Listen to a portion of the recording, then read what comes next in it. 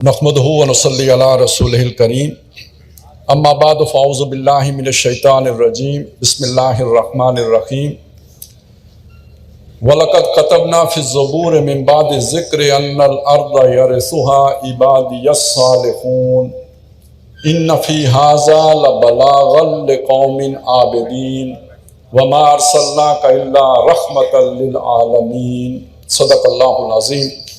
رب اشرح لی صدری ویسر لی امری واحلل عقدۃ من لسانی یفقہوا قولی آمین یا رب العالمین۔ یہ جو موضوع ہے کہ زمین کے حقیقی وارث کون، اس کی ایک اہمیت ہے۔ اہمیت یہ ہے کہ اس وقت زمین کے وارث کون ہیں؟ آیا وہ حقیقی وارث ہیں یا وہ قبضہ گروپ ہے جنہوں نے پورے گلوب پر قبضہ کر کے رکھا ہوا ہے؟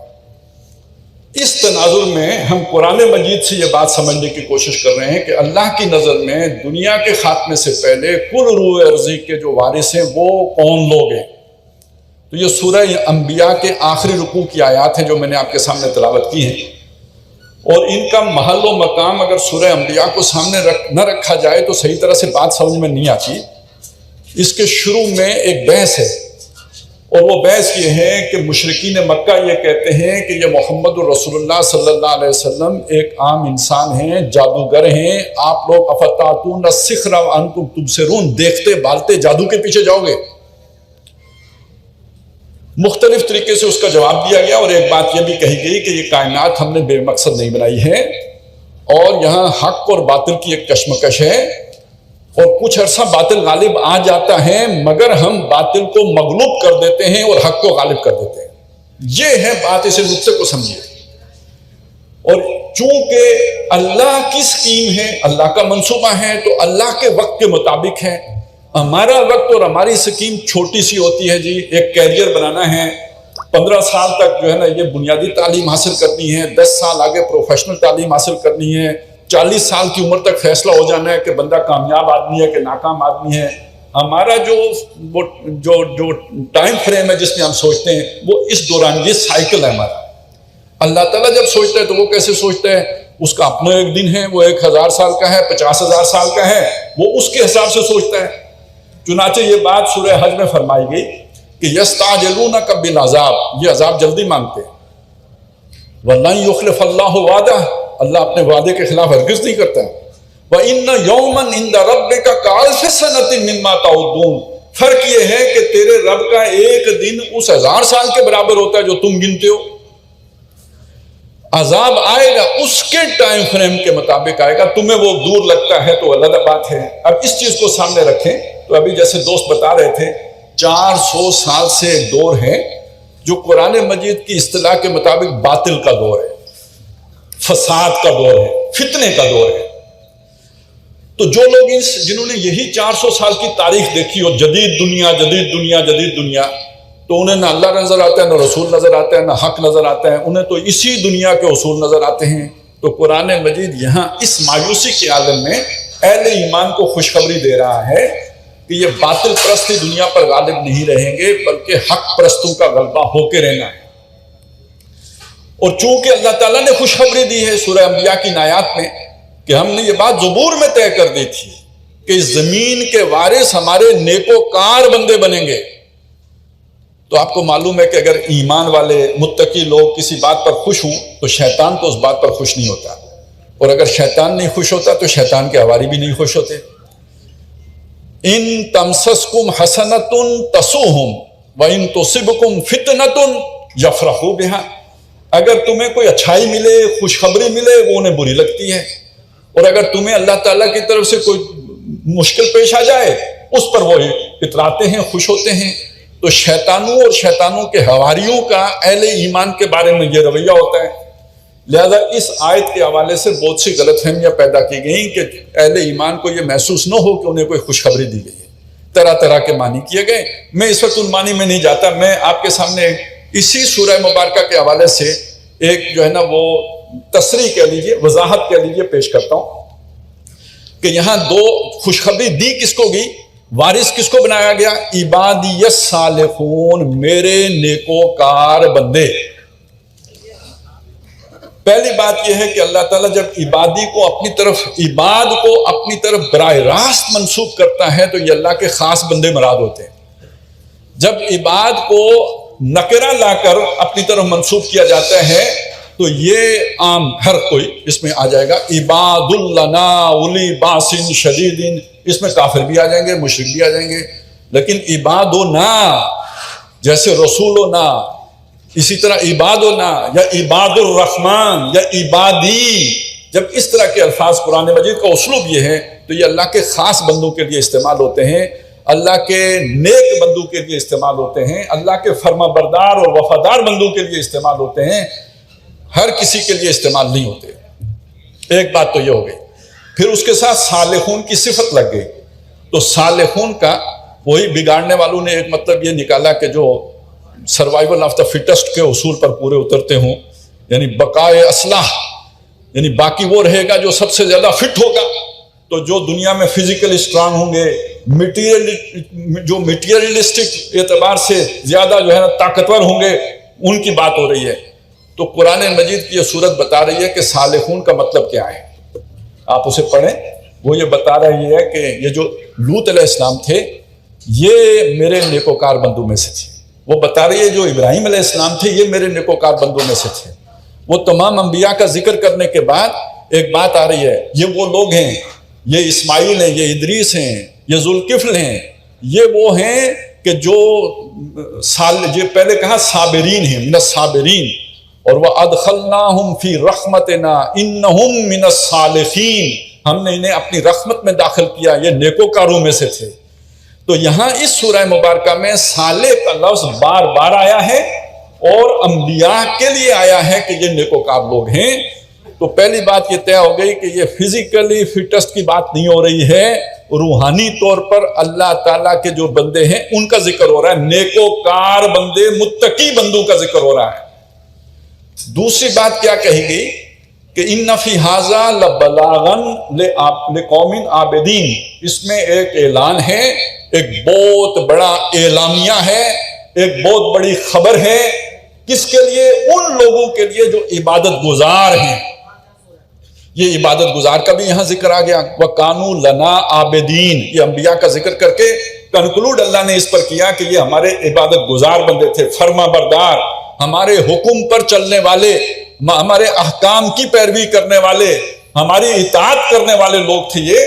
تو اب اس خطبے میں جو اللہ تعالیٰ استعمال کر رہے ہیں عبادت کے لفظ کو، وہ اس معنی میں کر رہے ہیں.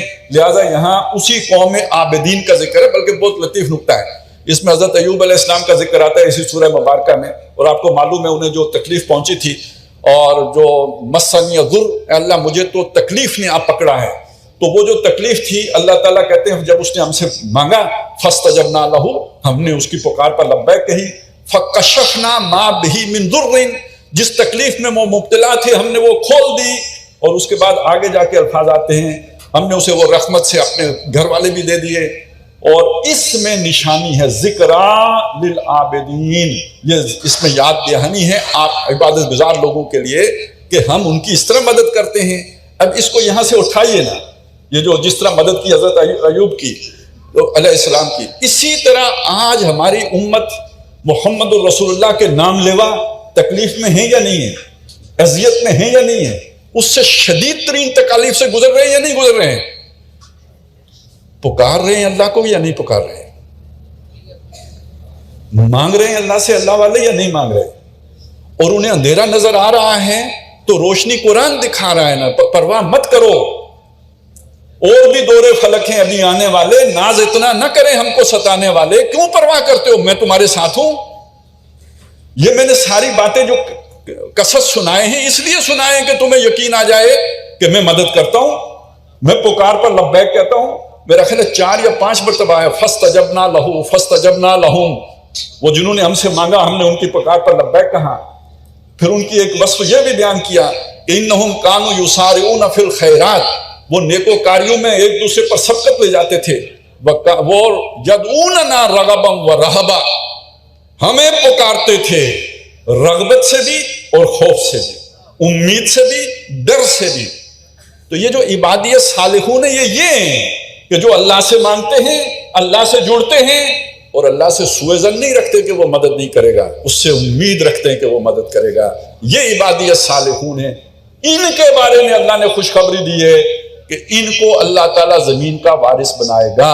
وَلَقَدْ كَتَبْنَا فِي الزَّبُورِ مِن بَعْدِ الذِّكْرِ أَنَّ الْأَرْضَ يَرِثُهَا عِبَادِيَ الصَّالِحُونَ إِنَّ فِي هَٰذَا لَبَلَاغًا لِقَوْمٍ عَابِدِينَ. اور آخری بات بہت واضح کر دیا اس نے، وَمَا أَرْسَلْنَاكَ إِلَّا رَحْمَةً لِّلْعَالَمِينَ. اے نبی ہم نے آپ کو سارے جہان والوں کے لیے رحمت بنا کر بھیجا ہے.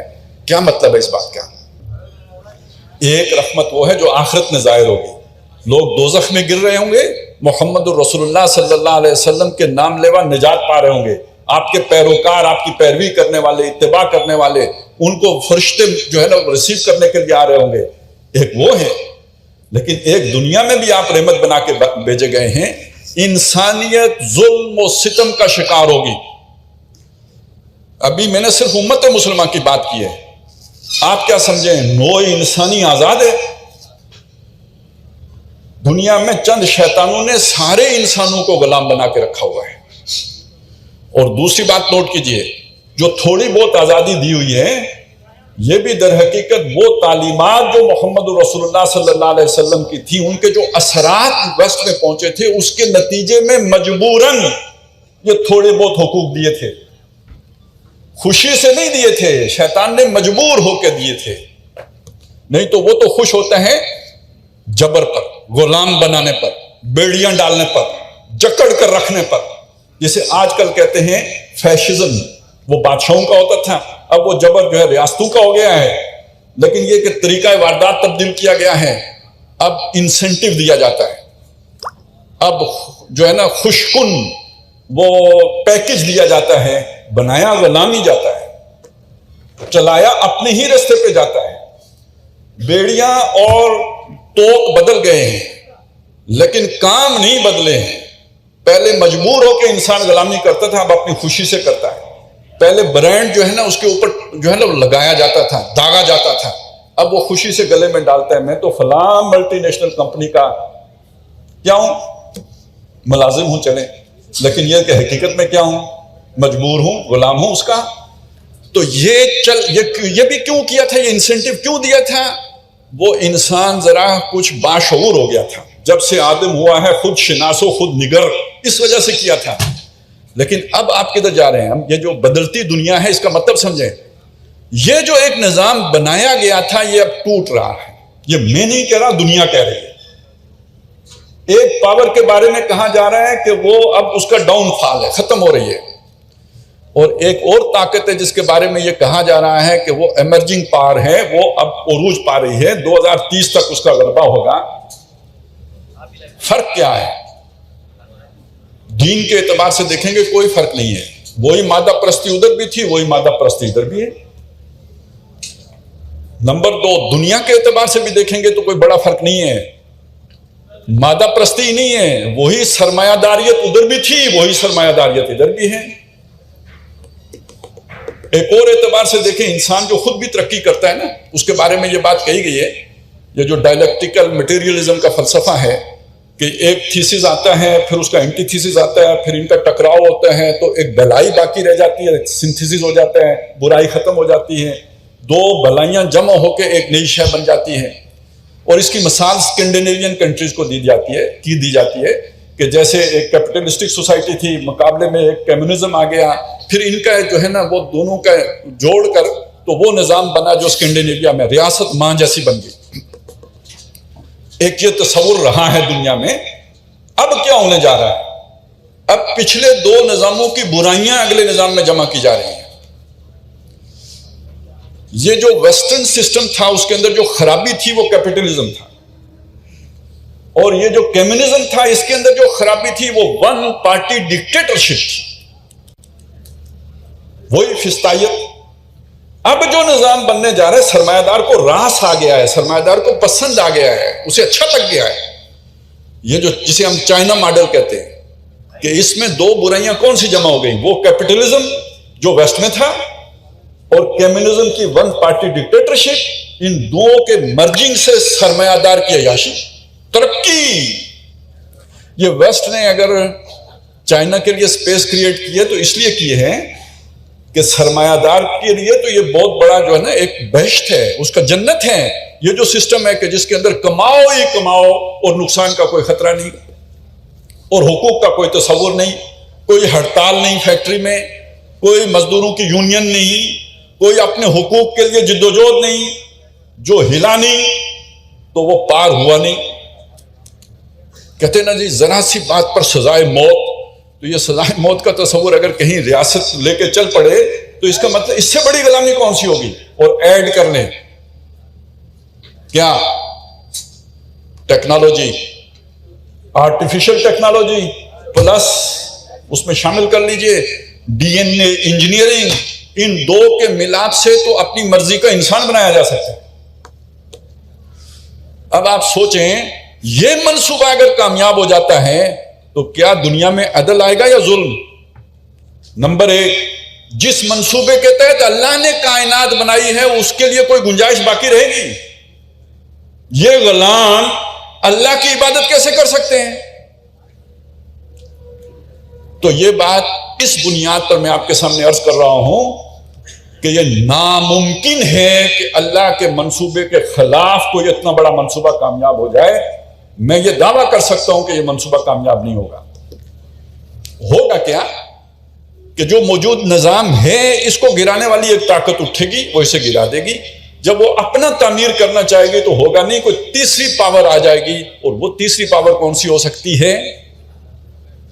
وہ اسلام کی طاقت ہوگی۔ یہاں پہ لے آئیے جو اللہ تعالیٰ کی طرف سے مسلمانوں کی مدد ہوگی، سب سے پہلے انہیں ایک لیڈر ملیں گے حضرت مہدی کی صورت میں، انہیں مزید تقویت ملے گی حضرت مسیح علیہ السلام کی صورت میں، اور پھر اللہ تعالیٰ کی براہ راست مداخلت، جو یاجوج و ماجوج کو جو اس طرح مارا جائے گا وہ تو حضرت مسیح بھی اس سے لا تعلق ہو جائیں گے، وہ تو اللہ تعالیٰ کی خاص نصرت سے ہوگا، اور نتیجتاً پوری دنیا پر محمد رسول اللہ صلی اللہ علیہ وسلم کا جو نظام ہے، انسانیت کی جس میں فلاح ہے، انسانیت کے لیے جو نظام رحمت ہے، اور جو دنیا میں اللہ نے محمد رسول اللہ کو رحمت بنا کر بھیجا ہے، اس کا جو مظہر ہے یہ دنیا میں جاری اور ساری ہو جائے گا۔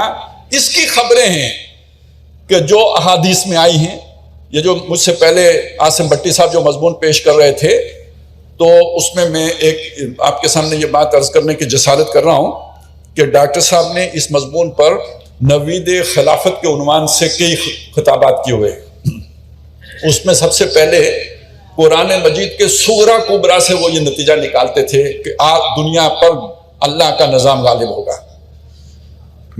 میں نے جو بات آپ کے سامنے عرض کی ہے، میں نے صغرا کبرا سے نہیں عرض کی ہے، قرآن مجید کی نص سے عرض کی ہے۔ وَلَقَدْ كَتَبْنَا فِي الزَّبُورِ مِن بَعْدِ ذِكْرِ أَنَّ الْأَرْضَ يَرِثُهَا عِبَادِيَ الصَّالِحُونَ، یہ ذرا تھوڑا سا اس مضمون میں اضافہ ہو گیا ہے، ہم نے ایک درجہ آگے جا کر بات کی ہے۔ باقی حدیثیں وہ ہیں جو آپ کو عاصم بھٹی صاحب نے سنائی ہیں کہ کل روح ارضی پر اللہ کا دین، جن کا خلاصہ یہ ہے کل روح ارضی پر اللہ کا دین غالب ہوگا۔ ساری زمین لپیٹ کے دکھائی، اس لیے کہ ساری زمین کے لیے رسول بنا کے بھیجا، تو جس ساری گلوب کے لیے رسول بنا کے بھیجا وہ دکھایا بھی کہ یہ وہ نقشہ ہے جس پر آپ نے یہ کام کرنا ہے۔ اس کا ایک پہلا حصہ ہوگا جو آپ کے ہاتھوں مکمل ہوگا، لیکن کل گلوب پر نہیں ہوگا۔ لیکن اس دنیا کے خاتمے سے پہلے کل گلوب پر بھی آپ کی لائی ہوئی تعلیمات نے چھا جانا ہے، غالب آنا ہے، اور یہاں تک غالب آنا ہے گلوب پر۔ یہ تو ایک تو گلوب ظاہر کر دیا، دوسرا یہ بتا دیا اس زمین کی پشت پر کوئی گھر باقی نہیں بچے گا، کچا ہو یا پکا ہو، بلکہ اونٹ کے بالوں کا بنا ہوا خیمہ ہی کیوں نہ ہو، مگر اس میں اللہ اسلام کے کلمے کو داخل کر کے چھوڑے گا۔ اور آخری بات یہ بھی ہوگا کب؟ آخری دور میں جا کے ہوگا، کیونکہ پہلا دور نبوت کا بتایا، دوسرا خلافت علی منہاج النبوہ کا بتایا، تیسرا ملکن اعظم یعنی ظالم بادشاہی کا بتایا جو مسلمانوں ہی کی ہوگی، چوتھا مجبوری کی بادشاہی کا بتایا، یہ جو عالمی غلبہ کفر کا ہو گیا اور مسلمان مغلوب ہو گئے، پہلے عسکری طور پر سیاسی طور پر مغلوب ہوئے، اور جب سیاسی غلبہ ہٹا تو معاشی طور پر مغلوب بنا کے رکھ لیے گئے۔ یہ ورلڈ بینک ہے، یہ IMF ہے، یہ جکڑ بندیاں ہیں، یہ پالیسیاں اس طرح ڈکٹیٹ ہوتی ہیں، اور ایک وقت آئے گا پھر یہ بھی ختم ہوگا، مجبوری کا دور بھی، اور پھر دوبارہ پانچواں دور جو ہے وہ ملک خلافت علی منہاج النبوہ کا آئے گا۔ گویا اس دور کی دہلیز پر ہم پہنچ چکے ہیں۔ پہلے دور گزر چکے، نبوت کا دور گزر چکا، خلافت علی مناج النبوہ کا دور گزر چکا، ظالم بادشاہت کا دور گزر چکا، مجبوری کے دور سے گزر رہے ہیں اور وہ آخری سانسیں لے رہا ہے۔ دنیا کہہ رہی ہے کہ یہ جمہوریت کا اب چلن جو ہے نا وہ چل چلاؤ ہے، اکیڈمیز میں جو ہے ڈسکشن ہو رہی ہے، اکیڈمیا میں زیر بحث ہے، اور خطرہ محسوس ہو رہا ہے کہ ڈکٹیٹرشپ آ رہی ہے، ویسٹ میں بھی خطرہ محسوس ہو رہا ہے۔ اور جس طرح کی یہ لیڈر ہیں جیسے ٹرمپ صاحب ہیں، یا اسی طرح سے ملتے جلتے اور لیڈر بھی ویسٹ میں موجود ہیں، اور ان کے لیے پیچھے بہت بڑے فالوورز بھی ہیں۔ جیسے دنیا کی سب سے بڑی جمہوریت ہے انڈیا، اور وہاں مودی صاحب ہوتے ہیں جن کے پیچھے RSS کھڑی ہے، یہ سارے ڈکٹیٹر ہیں اصلیت اور انسانیت کے دشمن ہیں یہ سب۔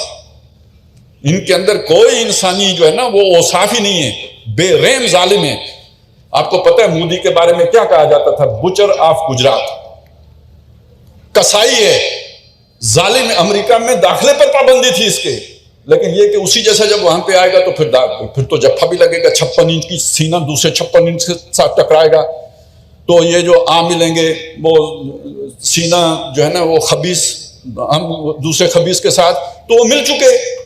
تو وہ اس طرح دنیا جا رہی ہے اسی فیشزم کی طرف، لیکن یہ کہ یہ کامیاب نہیں ہوگا شیطان ان لوگوں کو اپنے اس ٹولے کے ساتھ، بلکہ یہ کہ اللہ تعالیٰ انسانوں کو پر مہربان ہوں گے، رحمت فرمائیں گے، اور اس رحمت کا مظہر محمد الرسول اللہ صلی اللہ علیہ وسلم کا لایا ہوا نظام ہے، اور اس کی برکت سے پوری دنیا جو ہے وہ جگمگا اٹھے گی۔ یہ وہ پیغام ہے جو اقبال نے دیا۔ اقبال کی بات کی تھی انہوں نے، آسماں ہوگا سحر کے نور سے آئینہ پوش، اور ظلمت رات کی سیما پا ہو جائے گی، پھر دلوں کو یاد آ جائے گا پیغام سجود۔ آج کا دل کو یاد ہے پیسہ، نوکری، کیریئر، کوالٹی لائف، دنیا کو جنت بنانا، یہاں کی لگزوریس لائف کے پیچھے بھاگنا۔ آج دل ادھر الجھا ہوا ہے، اس دل کو پھر سجدے کی لذت یاد آ جائے گی، پھر اللہ یاد آ جائے گا، اور پھر جبیں خاک حرم سے آشنا ہو جائے گی۔ آنکھ جو کچھ دیکھتی ہے لب پہ آ سکتا نہیں، لوگ کہیں گے الو ہے، بیوقوف ہے، کیا باتیں کرتا ہے، مجذوب ہو گیا ہے، دیوانہ ہے، دیوانے کی بڑھ ہے جو کہہ رہا ہے، سمجھاؤں کو کیسے سمجھاؤں؟ یہ گئے گزرے مسلمان دنیا کے حکمران بن جائیں گے۔ آنکھ جو کچھ دیکھتی ہے لب پہ آ سکتا نہیں، میں وہ حیرت ہوں کہ دنیا کیا سے کیا ہو جائے گی۔ آپ کو تو کم از کم حیرت میں نہیں ڈوبنا چاہیے۔ مئی 2025 سے پہلے پاکستان کی دنیا کیا تھی، اور 10 مئی کے بعد پاکستان کی دنیا کیا ہو گئی ہے، اسی سے فرق۔ اللہ کے لیے بدلنا کیا مشکل ہے۔ وہ لوگ تو اب کہتے ہیں کہ جو ہے نا وہ جز وقتی صدر امریکہ، کل وقتی سفیر پاکستان۔ 7 جہاز گر گئے، 8 جہاز گر گئے، 8 گر گئے، 7 گر گئے، 7 گر گئے، 8 گر گئے، اس کی گردانی نہیں ختم ہو رہی۔ وہ میئر کو ضیافت پہ بلاتے ہیں، وہاں بھی ذکر کرتے ہیں، آپ کو پتہ ہے پاکستان نے انڈیا کے 8 جہاز گرائے۔ یہ تو وہ ہم نے چودھری صاحب کا لطیفہ سنا تھا کہ ان کو پاجامہ کہیں میراثی کا پہننا پڑ گیا، تو وہ جدھر جاتے تھے کہتے یہ پاجامہ میرا ہے۔ چودھری نے ڈانٹا، انہوں نے کہا یہ پاجامہ بھی ان کا ہے۔ انہوں نے کہا پاجامے کا ذکر نہیں کرنا۔ اس نے اگلی دفعہ کہا پاجامے کا ذکر ہی کوئی نہیں۔ تو وہ مسئلہ چھیڑا ہوا ہے۔ ٹرمپ صاحب نے 7 جہاز 8 جہاز میں بھی مور، یہ بھی اس نے تھوڑا تڑکا لگا دیا ہے کہ یہ ہوشیار رہو، زیادہ بھی ہو سکتے ہیں، اور ابھی ہم گنتی گن رہے ہیں، 8 تو ہیں، پکے ہو گئے۔ تو آپ اندازہ لگائیں یہ پاکستان کی پوزیشن بنتی جا رہی ہے۔ اہل پاکستان کو ابھی شعور نہیں ہے کہ یہ اللہ تعالیٰ ہمیں کیوں اٹھا رہا ہے۔ ہم اصل میں یہ شعور دلانا چاہتے ہیں، آپ سے اللہ نے کوئی کام لینا ہے جس کے لیے اٹھا رہا ہے۔ موسیٰ علیہ السلام کو تو نہیں پتا تھا نا یہ بچے کو فرعون کے دربار میں کیوں پالا جا رہا ہے، پوسا جا رہا ہے۔ اس کے چہرے پہ القیت علیک محبت منی کس نے ڈالی تھی؟ اللہ نے ڈال دی تھی۔ وہ سب کے لیے دلارا ہو گیا تھا۔ مختلف ممالک آج کہتے ہیں یار یہ چائنا کے ساتھ بھی چل رہے ہیں، امریکہ کے ساتھ بھی چل رہے ہیں۔ یہ آپ کیا سمجھتے ہیں یہ پاکستانی حکمرانوں کی حکمت ہے؟ یہ شہباز شریف صاحب کے بس کی بات ہے یا کسی اور کے بس کی بات ہے؟ یہ جس کے بس کی بات ہے وہ کر رہا ہے، اور جن کو نہیں سمجھ آ رہے انہیں جتنی جلدی سمجھ آ جائے اتنا اچھا ہے۔ یہ اس کی عنایات ہیں، اور یہ عنایات کیوں ہیں یہ بہت جلد لوگوں کے سامنے آ جائے گا۔ جس مقصد کے لیے یہ ملک بنا تھا یہ اسی طرف جائے گا۔ یہ نظام مصطفیٰ کے لیے بنے تھا، یہ نظام مصطفیٰ کی طرف جائے گا اور یہ پوری دنیا کے لیے روشنی بنے گا۔ آغاز یہاں سے ہوگا۔ میرے عرب کو آئی ٹھنڈی ہوا جہاں سے، میرا وطن وہی ہے، میرا وطن وہی ہے۔ وہ جو مایوس لوگ ہیں وہ اس حدیث کے حوالے سے بھی کہتے ہیں، جس سے اقبال نے یہ اخذ کر کے مضمون بیان کیا، ضعیف ہے۔ او بابا ضعیف ہے نا، سند ہی کمزور ہے۔ اب حالات اگر وہاں پہ لے آئے ہیں اب بھی کہو گے ضعیف ہے۔ میں کہتا ہوں یار عجیب بندے ہیں۔ فرض کریں یہ حدیث ضعیف ہو کہ سورج مغرب سے نکلے گا، فرض کریں ضعیف ہو، سند کے اعتبار سے ضعیف ہو، کل نکل آئے، میں کہوں جی سورج مغرب سے نکل آیا، حدیث سچی ہو گئی، بندہ کھڑا ہو کے کہے نہیں حدیث تو ضعیف ہے۔ یہ اللہ نے کیا عقل دی ہے؟ ایسے بھی لوگ ہیں۔ اب یہ ساری دنیا کے حالات دیکھ کر، پاکستان کے ساتھ جو اللہ کا خصوصی فضل ہے وہ دیکھ کر، پھر بھی اگر بندے کو نہ سمجھ آئے تو وہ جی حدیث تو ضعیف ہے، تو بھائی چلے تھوڑی دیر اور انتظار کر لیں، آنکھ آپ کی بھی کھل جائے گی، ابھی نہیں کھل رہی تو تھوڑے دنوں کے بعد کھل جائے گی۔ لیکن یہ کہ اللہ نے اس ملک پر بہت نوازشیں کی، ایٹمی طاقت دی ہے، عسکری طاقت دی ہے، میزائل ٹیکنالوجی دی ہے، اور اب وہ مقام بھی دینا شروع ہو گیا ہے کہ جس کا آخری سرا اس دروازے پہ کھلتا ہے جو محمد رسول اللہ صلی اللہ علیہ وسلم کو پورے دنیا کا امام بنانے والا ہے۔ اور یہ بات اگر مجھے اور آپ کو سمجھ آ رہی ہے تو پھر ہم نے سمجھنے کے ساتھ اس کے مطابق عبادیت صالحون کے تقاضے پورے کرنے ہیں۔ اصل بات یہ وہ کریں گے ہماری نجات ہے، نہیں کریں گے تو اب میرے یہ ذرا تھوڑی سی بات ٹیڑھی ہے، نہیں کریں گے تو اللہ تعالیٰ نے مودی کو طاقت نہ کرنے والوں کے لیے دی ہوئی ہے۔ اللہ تعالیٰ نے یہ دنیا پہ جو فاشسٹ مسلط کیے ہیں نا، یہ جو اب بھی نہیں کریں گے ان کے لیے اللہ نے رکھے ہوئے ہیں۔ اس دور میں سب مٹ جائیں گے، ہاں باقی وہ رہ جائے گا جو قائم اپنی راہ پہ ہیں اور پکا اپنی ہٹ کا ہے۔ یہ پکا اپنی ہٹ کا ہے، یہ ہے عبادیت صالحون۔ اللہ کی فرما برداری نہیں چھوڑوں گا، اللہ کے احکام سے ہٹ کر نہیں چلوں گا۔ یہ وہ چیز ہے کہ جس کی اس وقت مجھے اور آپ کو ضرورت ہے، خود عمل کرنے کی اور اپنے مسلمان بھائیوں اور خاص طور پر مسلمانان پاکستان کو سمجھانے کی۔ اللہ ہمیں توفیق دے کہ ہم اس پر کام کریں، محنت کریں اور اس جدوجہد کو تیز سے تیز تر کریں۔ اقول قولی ھذا واستغفر اللہ لی ولکم ولسائر المسلمین والمسلمات۔